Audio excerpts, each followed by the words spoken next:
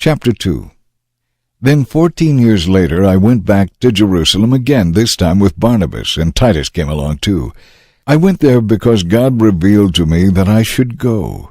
While I was there, I talked privately with the leaders of the church. I wanted them to understand what I had been preaching to the Gentiles. I wanted to make sure they did not disagree, or my ministry would have been useless. And they did agree. They did not even demand that my companion Titus be circumcised, though he was a Gentile. Even that question wouldn't have come up except for some so-called Christians there, false ones really, who came to spy on us and see our freedom in Christ Jesus. They wanted to force us, like slaves, to follow their Jewish regulations. But we refused to listen to them for a single moment. We wanted to preserve the truth of the good news for you. And the leaders of the church who were there had nothing to add to what I was preaching. By the way, their reputation as great leaders made no difference to me, for God has no favorites. They saw that God had given me the responsibility of preaching the good news to the Gentiles, just as he had given Peter the responsibility of preaching to the Jews. For the same God who worked through Peter for the benefit of the Jews worked through me for the benefit of the Gentiles. In fact, James, Peter, and John, who were known as pillars of the church, recognized the gift God had given me, and they accepted Barnabas and me as their co-workers. They encouraged us to keep preaching to the Gentiles while they continued their work with the Jews. The only thing they suggested was that we remember to help the poor, and I have certainly been eager to do that. But when Peter came to Antioch, I had to oppose him publicly, speaking strongly against what he was doing, for it was very wrong.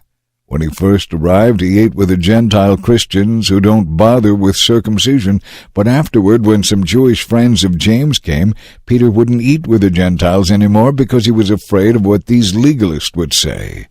Then the other Jewish Christians followed Peter's hypocrisy, and even Barnabas was influenced to join them in their hypocrisy.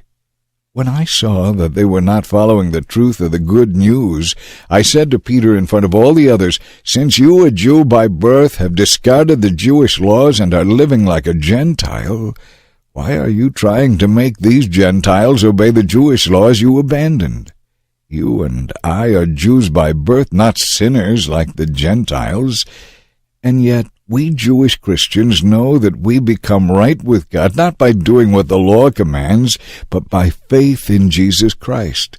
So we have believed in Christ Jesus, that we might be accepted by God because of our faith in Christ, and not because we have obeyed the law.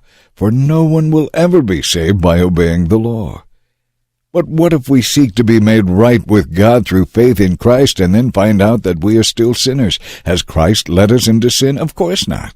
Rather, I make myself guilty if I rebuild the old system I already tore down. For when I tried to keep the law, I realized I could never earn God's approval. So I died to the law so that I might live for God. I have been crucified with Christ. I myself no longer live, but Christ lives in me. So I live my life in this earthly body by trusting in the Son of God who loved me and gave himself for me. I am not one of those who treats the grace of God as meaningless. For if we could be saved by keeping the law, then there was no need for Christ to die.